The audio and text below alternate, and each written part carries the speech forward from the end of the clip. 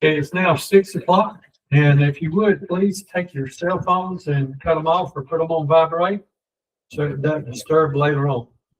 To call the meeting to order, but before we start, we have a request to amend the agenda to add the sheriff's splash request. He has a new splash request. And if we could, we'll put it at F under new business. Come on. Have a motion to have a second. Have a second, any discussion? All in favor say aye. Aye. Any opposed? Hearing none, it's unanimous. If you would please stand for the pledge of allegiance, and then I'll let you be seated for the devotion. I pledge Allegiance to the flag of the United States of America and to the republic for which it stands, one nation under God, indivisible, with liberty and justice for all. You may be seated. Okay, thank y'all for coming tonight. Tonight's devotion is Psalms 126, verse 5. And the verse reads, "Those who sow with tears will reap with songs of joy." And this is you've lived a long time, you'll understand this. The journey of life isn't always easy. We face struggles, setbacks, and moments where it feels like our efforts are in vain. But the truth, the beautiful truth of Psalms 126, verse 5 is that God does not waste our pain. The tears we shed are never in vain, for they are like seeds being sown for a harvest of joy. I remember a time when I was going through a season of difficulty.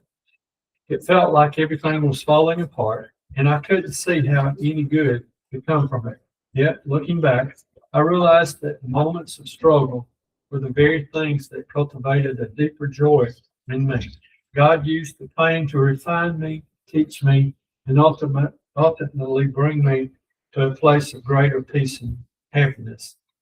We are promised that even in our sorrow, God will bring forth joy. But joy doesn't always come immediately, and at times we have to endure some hard moments. But when the harvest comes, it's sweeter than we could have imagined. It's a joy that only God can bring, a joy that comes from knowing that He is with us through it all. As we walk through life, let's remember that the joy that follows the tears is a new joy. It's a joy that comes from trusting God with our struggles and waiting patiently for His work to be completed in us. May we pray. Our Father and our God, we just thank you for this beautiful day that you've given us. Lord, we realize that as we get older, life has many struggles, and we can always see your handiwork in the things that come about because we see that you had it for a reason. And Lord, I just pray that you'll just continue to give us the joy that comes from knowing you. And Lord, I pray that you'll be with us this night. Give us the wisdom and guidance that we need to take care of the affairs of this county. We pray this all in Jesus' name. Amen. And the first thing, I don't see any department heads. We'll go to the, well, we do have Jeff here. Anything you want to bring up, Jeff, or are you on the agenda, I guess? So we'll get to that in a little while. The approval of the minutes, if everyone on the board will take a minute and look at the minutes for the January 20th regular meeting. Do we have any additions, corrections, or deletions? Have a motion to approve. Do I have a second? Second. Have a second. Any discussion? All in favor say aye. Any opposed? Hearing none, it's unanimous. We'll go down to old business. Sanitation is. Yes. Turn it over to the county now. Thank you. So in the last meeting, it was brought up about looking for an additional roll-off truck that we had talked about prior. And so I have done that. I've got 3 vehicles here, and of course, Milan Truck and Trailer have been very helpful in helping me with the procurement of these options.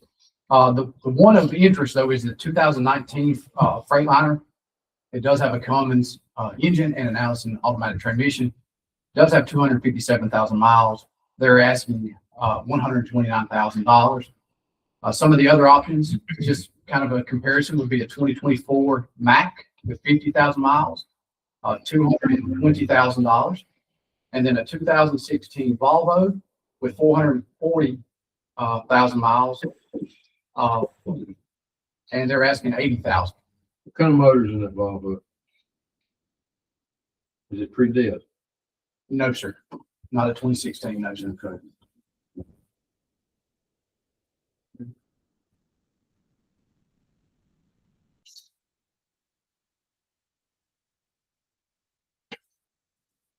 Okay, other questions? Where are these located? That's a good question. I am not sure where they're located, but as done in the past, if we decide to move, typically one of the guys at Milan will go pick it up.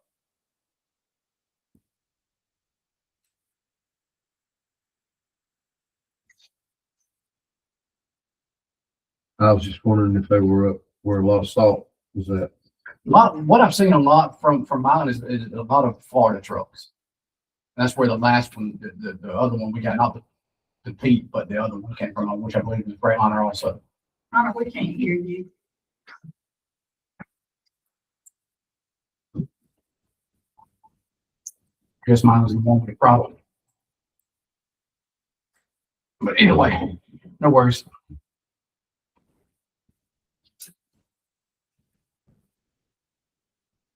It's a system on. Yes. Okay.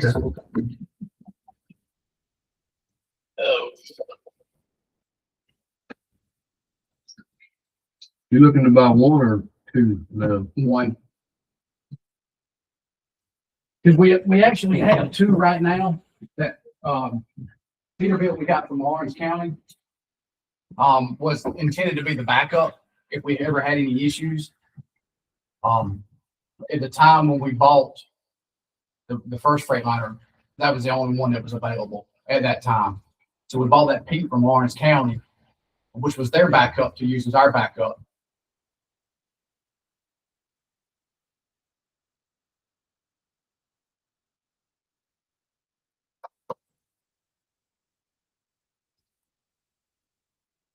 So did I hear you say y'all looked at all of these and thought that the best option was the 19 Freightliner? Yes, sir. For the amount of money that they're requesting, I think that's going to be our best option. I think it's online now, so I think it's working. Okay, what's the board's pleasure on this? Do I want to make a motion or not?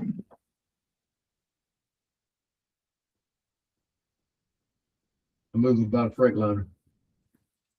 Okay, Second. 2019 Freightliner.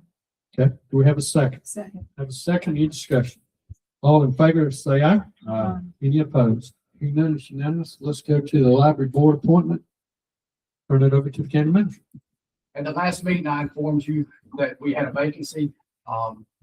I did follow up with the library director to see if that person had been contacted. She did confirm that she has reached out numerous times, had not received a response, and would like to move forward with the appointment of Nina Cook. Okay, what's the pleasure of the board? It's the only application we have for this board. Yes, sir. I make a motion, I nominate Christina Cook because it's on. Okay, we have a nomination. Do we have other nominations? We've closed nominations. Have a motion to close. Do I have a second? Second. Have a several seconds. Any discussion? All in favor, say aye. Uh, Any opposed? Hearing none, it's unanimous. We'll go to the defects board appointment. Do have two applications for the DFAX board. I can help you with that a little bit. Okay. At the time I submitted my application, there were no other applications on the board. Although I would qualify as a churchgoer and elder at the Presbyterian Church. Police chief is probably going to be better for that. And to solve things, I would just withdraw my application. In addition, there would be obviously some conflicts because I do practice in juvenile court as well. But I didn't want the position to be left untended, which is the reason I submitted my application. Okay. All right, so anybody want to make a nomination? I nominate William Cooper for the defects board. Okay, we have a nomination. Do we have other nominations? Do we get a motion to close the nominations? Move to close. Have a motion to close. Do I have a second? Second. Have a second. Any discussion? All in favor, say aye. Uh, Any opposed? Hearing none, it's unanimous. We'll go to the tax matter. Yes, sir. So bringing it back up, the tax matter, for Mr. Colby Bryant. At the last meeting, I was asked to contact him to get his correct address to make sure that bill was going there, as there was a discrepancy from the 25 bill versus the previous bills. I did do that. His correct address is the 6016 Eastman Rhine Highway. The tax assessors have fixed this issue. Spoke to them about that as well. And so what they're asking for is a waiver of the penalties and the interest for those years, and it comes to a total of $1,286.48. All of the real property, the taxes are current. So this is only on the pre-bill mobile home. And going forward, they've also recommended him to attach the mobile home to the land so that he would also qualify for homestead exemption. So hopefully he's moving in that direction, but, and he's working with Rob to set up a payment plan. I think they gave him 60 days to pay the past due amount. So do I understand that there was a mistake at our office and that it was billed at the wrong address? Well, what the mistake was not necessarily the wrong address, but his pre-built mobile home was attached to the parent parcel. So his parcel ends with a letter, which means it's a split from the parent, and it was never attached to that parcel. It was attached to the parent parcel, which is in someone else's name. They were receiving the tax bill for his pre-built mobile home. Point is, it was a mistake in our office, and this qualifies for us to waive penalties and interest. Yes, sir. That is correct. But not taxes. That's correct. Okay, can we get a motion to do that? So moved. Have a motion. Do I have a second? Second. Have several seconds. Any discussion? All in favor, say aye. Um, Any opposed? Hearing none, it's unanimous. Is that the only one? That's the only one. All right, we'll go to new business. We have the approval of accounts payable. If y'all will look over the list of accounts payable, if you have a question, I'm sure the county manager can answer it, or he'll get you an answer.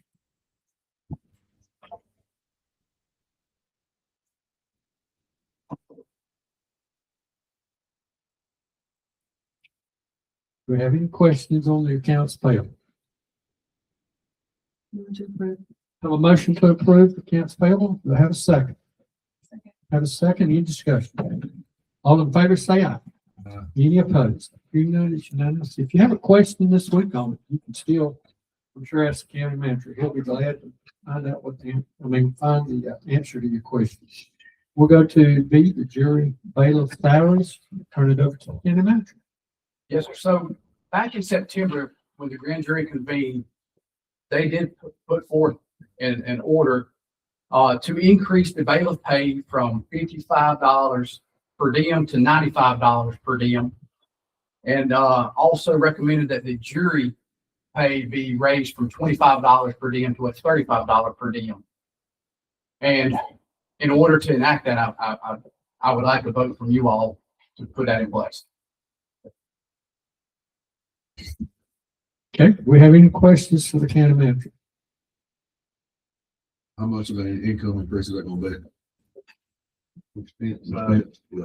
So from 55 to 40, you might as well double it, but typically we pay about $18,000 a year on bailiff pay. So how you got this covered in the budget? More than likely, we're going to be doing an amendment, Right. but that's not a big deal. We have enough in contingency fund to cover the difference. Okay. All right, any questions from the board? I'm going to approve. Got a motion to approve, do I have a second? Second. Have a second, any discussion?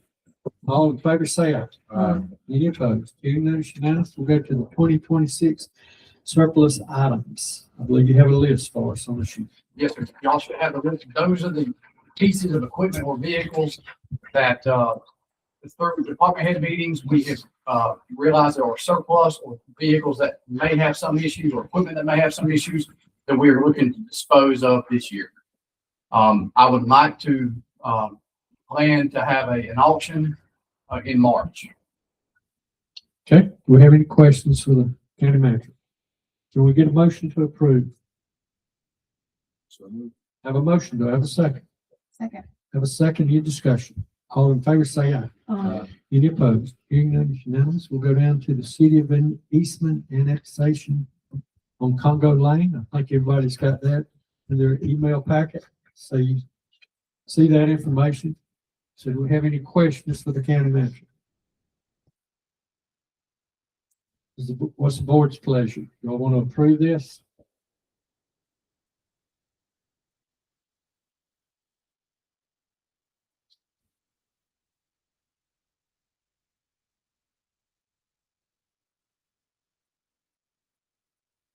That's fine. Takes time.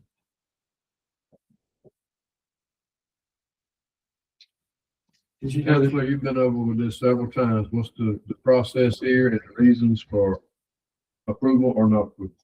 Well, it's not so much y'all approving it as whether you object to its approval. And you would have to demonstrate that there would be some effect on your tax base or otherwise use of the county properties versus this property. And I'm not sure there's anything that it won't have any effect on your tax base because your taxes will remain the same. It's not interfering with your roadways. It's not interfering with your management. I don't really think you've got a valid objection you can make. And going back to this is why we originally allowed them to annex Congo Lane in its entirety, because we knew they were going with that new sewer upgrade. We knew they were going to start annexing those parcels to tie into that new sewer system. So Councilor, do we need a motion to this or just leave it on the table?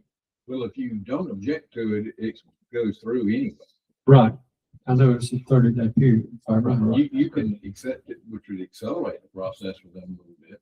You're not required to take any action other than to oppose it if you chose to, but I don't think you've got grounds for opposition. Right. Any Okay. reason to oppose? I'd move to approve. Have a motion to approve. Do I have a second? Second. Have a second in discussion.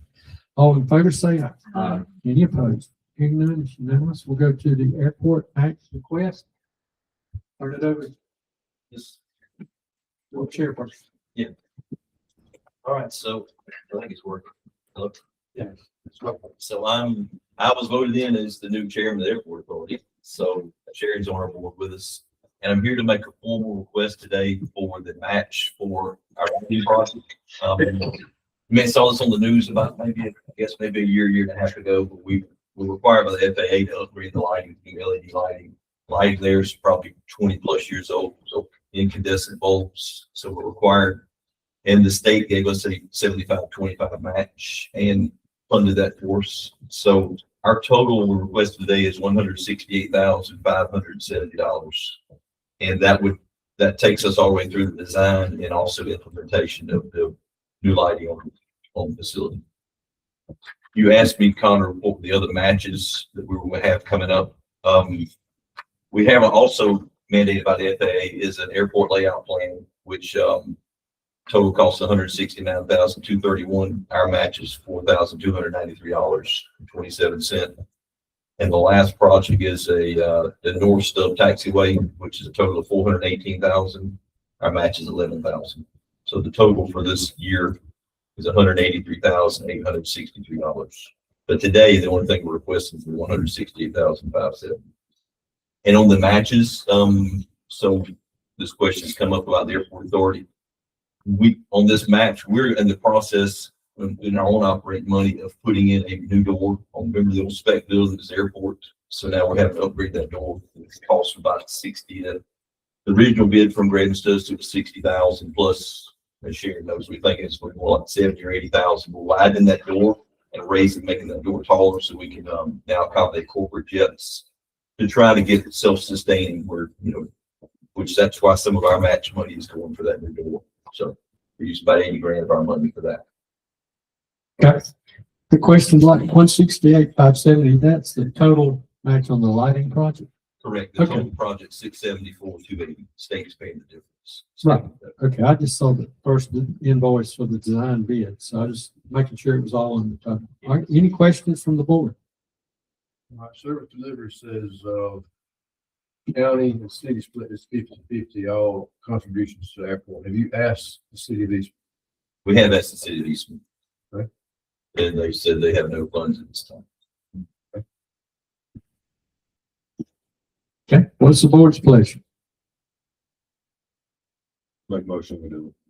Okay, we have a motion on the floor. Do we have a second? I'll say.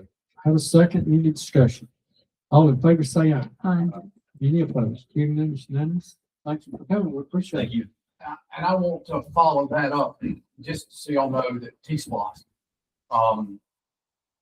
adequate funds Yes, for that. So, but I do have a question. Have we done it in the past? Is whenever they receive an invoice, I'll pay the 25% of that invoice. But Jeff has to send it to me every time. Being that y'all put the match in place with that number, could we go ahead and write one check to them, and he still have to submit his invoices to me, but instead of me having to process the bills all the time, it would be a little faster if they had the money in their coffers to issue the checks. So, but that's completely y'all's discretion. Is that okay with the board? Well, I was just gonna ask, because it was a T-Splosh account, I know there's special rules that account, is there any reason that we have to keep that money until it's used? As long as it's still dedicated to travel purposes, I think you're all right. But you will be getting all of the receipts Correct. and I won't backing have them to up in our records. I'll have $4. to, yes, it'll have to go behind that check for auditing purposes. I Yes. don't have a problem with that, as long as there's no special rules. I would also request that the airport board, segregate the money. I mean, I understand it can be all in one bank account. but You need to segregate it so that it's accounted for, proper spent. It's like any Not kind of grant. commingle with. We have to do that throughout all this. Well, I know you're supposed to, but I also know that sometimes things get a little capricious on that. So since they're kind of giving up the oversight, on board to be very circumspect about segregating that money. I know they will, but And all our audits are up to date too, so we're not behind in any way as far as audits. Right. Just Well, thank you. the single audit today. Fantastic. Okay, thank you. All right, anything else on that from the board? All right, we'll move to the sheriff's splash request. I'll turn it over to Candyman. Yes, sir. I apologize for the addition of this, but the sheriff handed me this today. And they were having some issues with the control of heating and air conditioning as it pertains inside of the jail, but more especially on the administration wing of it. And so all of the controls to all of the HVAC is in the tower in the jail, even the administration building. So explained to me today. And it's managed through a series of dampers and to properly heat and cool each area of the jail. However, there have been some issues because this is the original control panels when it comes to the administration side. Some of the communications from the thermostats to the dampers are not properly functioning.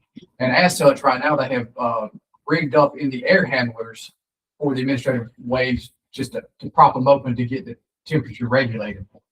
And what the sheriff has presented to me is a contract scope of work with Hayes, which is who's doing their maintenance on all their HVAC stuff. So they presented this to me where they would go in and basically allow all the thermostats in the administration wing of the jail to be controlled by the thermostat. As of right now, that thermostat's supposed to open and close dampeners, and there's not work. The price to do all that, of course, they've got to rewire and so forth to get all these communications back. The total price is $48,015. However, the sheriff has said that he is requesting 50% of that from SPOS, and he will cover through his accounts the other 50%.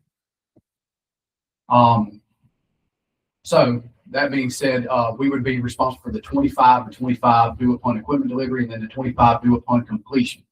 That he would do when the order is made, that he will do the 50%. So that puts it at what, $26,007.50. Okay, any questions from the board? What's the board's pleasure on this request? Would this come, would this come out as well? Yes. Thank you. I'm going to approve the request. Okay, we have a motion to approve. Do you have a second? Second. Have a second, any discussion? All in favor, say aye. Aye. Any opposed? Hearing none, unanimous. We'll go to Commissioner reports, I'm starting. Sharon Copeland. You asked for a status of the clock project. So the clock project, basic foundation is there and the bricks to brick the foundation are there on pallets. The reason it's going to remove that is because of the weather. To lay brick and mortar has to have sleep temperature. And we haven't had that, as you all know, in a while. I don't know when, but as soon as it's warm weather, they're going to be out there doing that. And then the clock will go up. That's good. Has the clock been skipped? We already have it. Oh, You really? can see it. So I'll see it when it goes up. That's fine. Thank you. It's in two crates. Okay, that's like, We've had it since December. And then, so I attended a NACO meeting, I believe it was last week, and of many things they brought up, I just wanted to let you know that there's some efforts in terms of reforming the permitting process regarding new energy sources. Okay, nationwide. So that'll probably that'll pass down in effect. And then there's, the Rural Energy Academy, if there's an interest in any technical assistance or whatnot, NACO has partnered with them on some things, so they could be accessed. That was the 10 of the ACCG Policy Council meetings are every Monday at 9. And aside from what Connor's already said to you, there's been very little discussion on some of those, but there are some things moving forward. They're just not getting the right voice time to communicate to the counties. For example, there's focus on the EMS adjustments for the payment of out-of-network services, because evidently they're not able to collect the services for things that are done outside the network. And the tax abatements or tax exemptions, tax exemptions for fire, not fire departments necessarily, but for the volunteer fire department, the volunteer firemen and the things when they're buying equipment and supplies, they pay taxes. We want to be exempt from doing that. Those kinds of things are moving forward and seem to be of not much attention to anybody right now. And that's about it.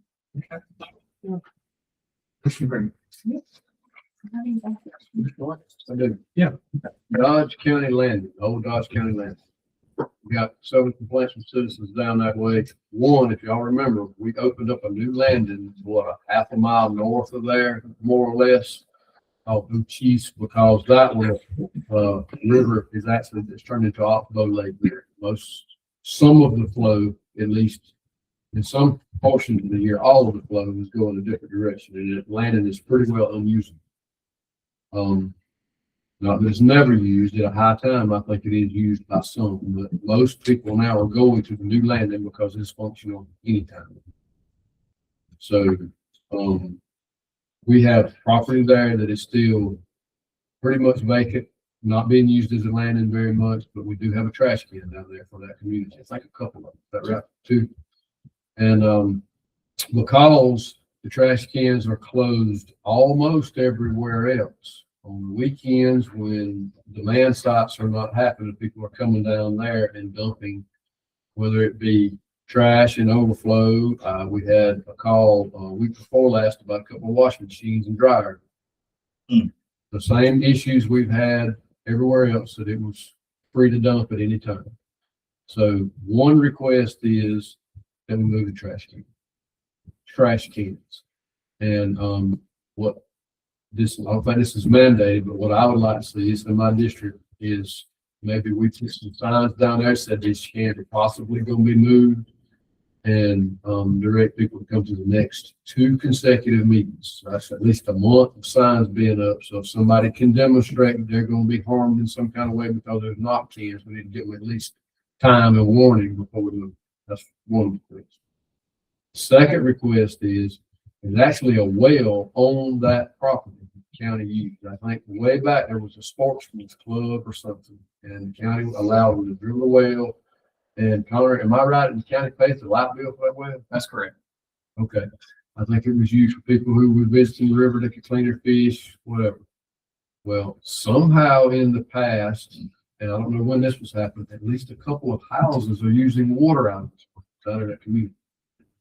And they have been keeping up the maintenance on the well.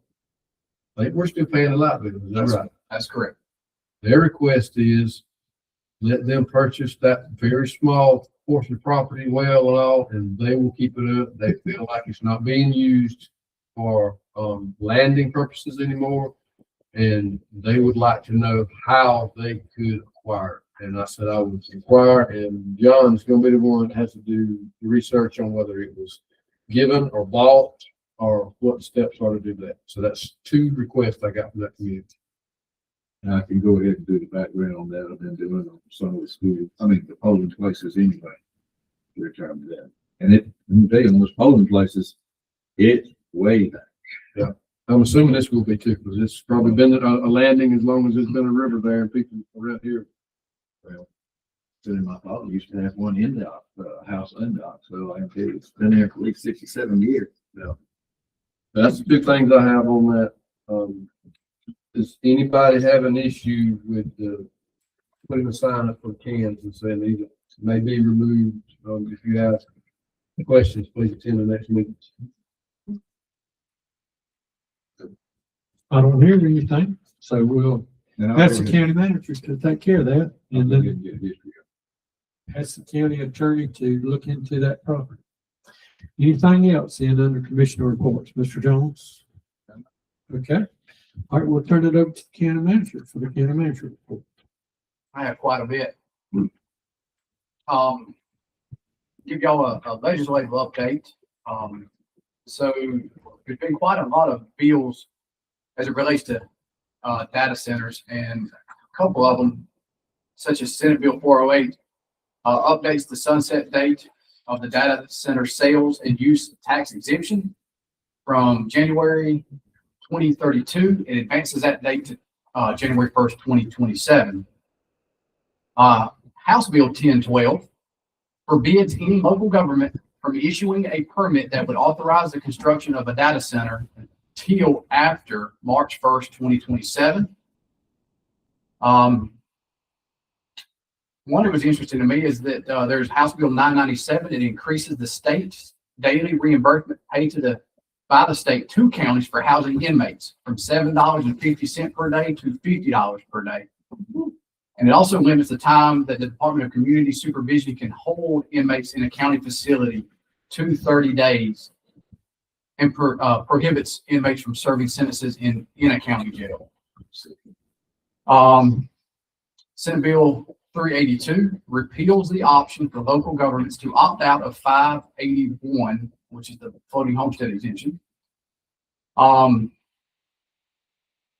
Bill 244 allows county governing authorities a 90-day extension on the annual audit if failure to complete is due to a constitutional or officer or others not providing appropriate information. This was an interesting House Bill 1047, amends the requirements to qualify to impose a Georgia municipal option sales tax. Under current law, only cities that can impose such a tax is Atlanta, College Park, East Point, and Hapeville.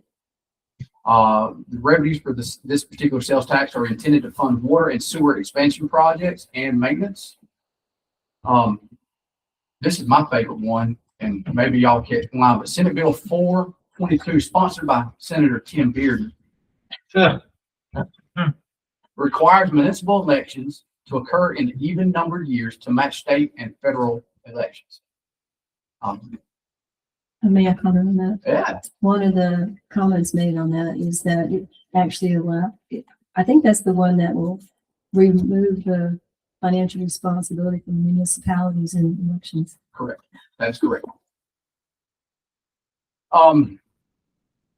This was interesting to me. House Resolution 1105 proposes a constitutional amendment to establish an independent, nonpartisan Georgia Redistricting Commission responsible for drawing congressional and General Assembly district maps instead of the General Assembly. I do want to touch just very briefly on the packet I've given you as it relates to House Resolution 1114 and House Bill 1116. Read over that. what you got is kind of the condensed version of ACCG, but definitely read it. If you have any questions, I know Sharon is very well informed on that as she sits on policy. And of course, I've sat through a lot of webinars about it. So feel free to call me with any questions as well. But the key highlights in it would be the year 2032. So that's when all that would potentially take effect. So, Excuse me, Con, do you know what they were stepping at? Do you know? yes, I do have those steps. So yes, so the if House Bill 1116 passes, what it will do is it will increase the current $2,000 homestead exemption from 2026 to 2028 to $10,000, from 2029 to 2030 to $30,000, and then 2031 and thereafter to 60,000, which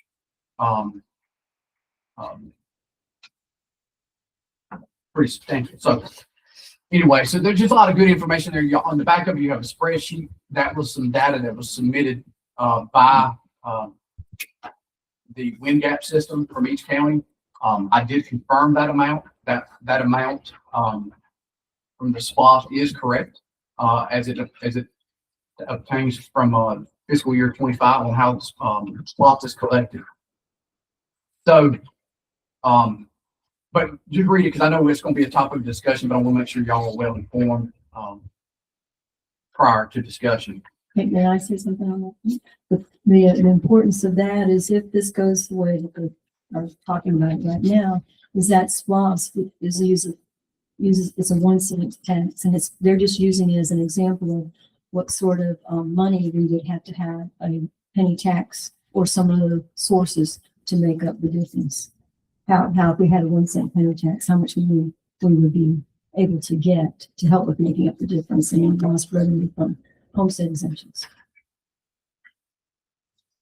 They're not going after the SPOS. They just use it as an example since it's 1 cent. Correct. They're just showing you what a 1 cent sales tax will do, but they're not expanding on how many 1 cent sales taxes a locality can have. So you're still capped But at 5. You're capped at 5. If They're you're in not 5. offering another sales tax. That's correct. So it would come out of some of our. So one of current- your current one sales sales Mhm. taxes would probably have to be repurposed for this one. Yes. And you would have to raise the millage rate Well, on so- everyone else that's not homestead to correct up the difference in this in some way. well, ideally, yes, but they've also put in a cap on how much your budget can increase year over year. As the bill stands right now, as a discussion, I won't say resolution. It's not really a bill. It's kind of still in committee. All of what you've just discussed is potential legislation. Correct. It has not been voted in. No. And the question is, if it makes it past, if it comes out of committee and it passes the House, then it still got crossover.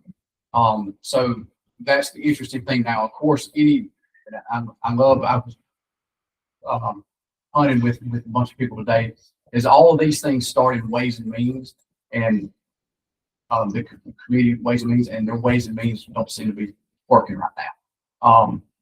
But it's a lot of information, a lot of what ifs, but I definitely want y'all to be cognitive of it. So what they're interested in is any feedback or comments or concerns or things that they haven't thought about, because they're actually beginning to, their goal right now is to try to establish a framework on how this would work. They have to do a constitutional amendment, which is House Bill 1114, and that they're Correct. working on, and they also have to do 1116, which is going to be the details that Connor's addressing. But they've got to get the constitutional amendment first, and they try to get the framework for all of that. So they're throwing all this stuff on the wall Oh, yeah, and listening for reactions because they don't really know where to start, that's exactly. is what I think. Because the cap on growth is very difficult, because what happens is us as government are not immune to inflationary cost increases, whether it be health insurance, cost of goods on the back of my ambulances, or salary increases, right? I mean, so 3% probably, if you cap it, you're restricting the way we do it. Now, there's interesting pieces in there of how they've giving you alternatives to do that. But again, it comes down to what are counties mandated to offer, right? And there's lots of services that we provide, not because they're mandated, but because the community wants them. And by doing things like this, you've taken community wants out and have forced us to kind of go to what is mandated. And I know John knows all about the mandates, but if you can't fund your unmandates, they've got to go away. So, but anyway, moving forward on the community stuff, there's quite a lot of things going on in the community in the month of February. The most exciting thing to me is going to be the Arts Guild concert this Saturday. It is Radio 80s Band, and the doors open at 6, starts at 7. I'm excited. I'm an 80s baby. So, the other thing I want to tell you about is the chamber-sponsored Valentine's Day event. It is be held at the Chamber of Commerce, so I have a flyer on that. And then also, Robbins Financial Credit Union is having a grand opening. Really formal. Never seen one this formal. I definitely want to invite y'all. It is February the 19th at 3 p.m. They will be introducing all special guests. So if you can attend, let me know so I can get your name to them so they can identify you at in their address. The last thing I did give y'all kind of as a follow-up to Malcolm Tyson reporting on some of the ISO and ESN issues. He has compiled a plan of how to move forward. Obviously, the easiest thing to do from a local standpoint is to adjust ESN lines, because you can do that locally versus ISO, where you have to bring in a third party to come in and address all these issues. But we, according to this, we believe that there's some work that can be done on ESN lines. It is moving a little slow because what we're trying to do is identify all properties that could be affected, not just one or two, but we're looking at even the ones we may have not heard from, to make sure if we do any ESN line changes that we accomplish everything we're set out to do, as opposed to one and have to come back. So, but please feel free to read that and ask Malcolm you have any questions. May I say something? Yes. Malcolm did an excellent job on that. Oh, yes. Up to, thank you. That is all for me. Okay. Do we have other questions for the county manager? Okay, this time we'll do public comments. I'll start over here with Mr. Derek Hutchison, and I'll walk around the room and anything from coffees, back row back there. Oh, I'm sorry.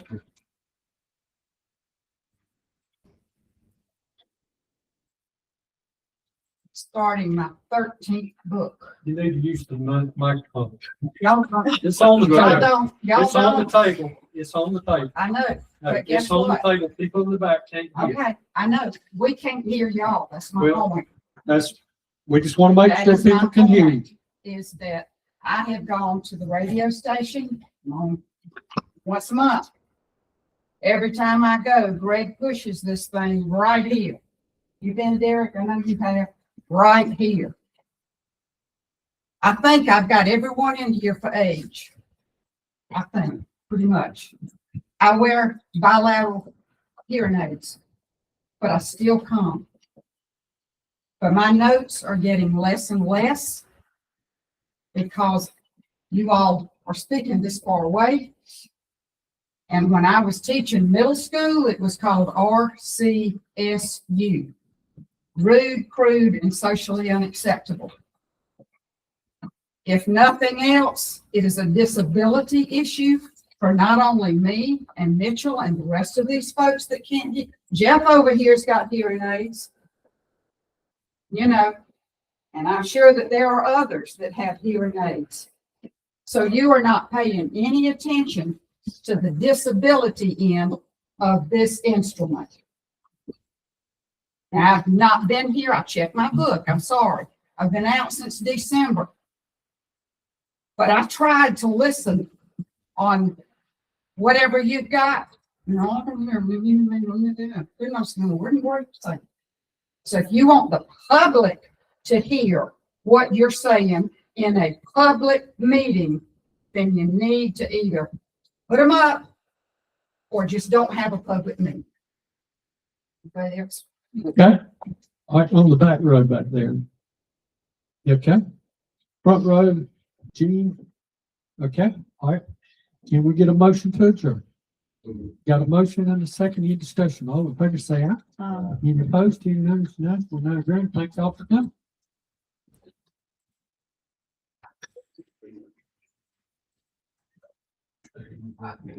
Oh, it's probably.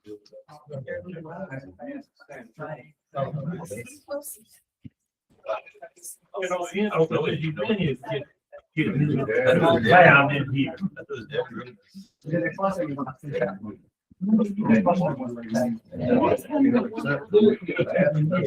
Oh, man, I had cancer cut out. I'll get that April cancer. You did it.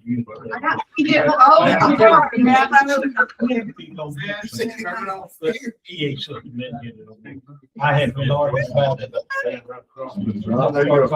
My mother would always say, she fits well.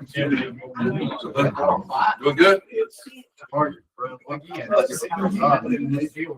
Yeah, I mean, I Yeah, it is. you know you're gonna feel enough. Exactly, that's. It went over there.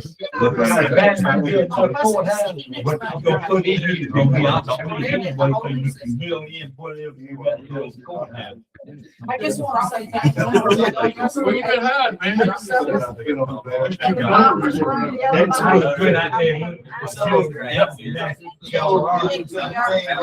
You can feel that.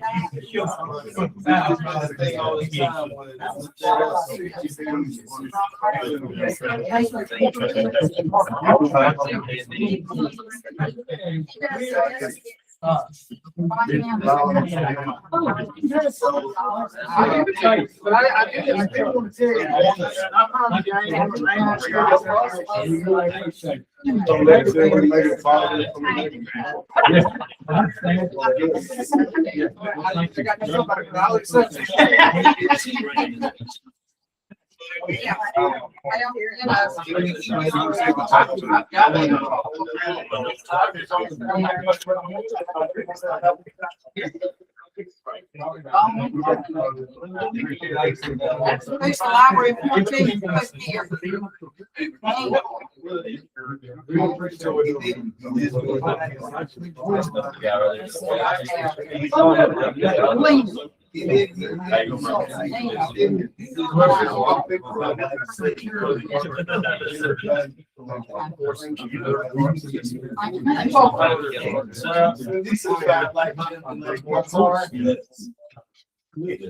You say that. I'm sure he'll get it's all these.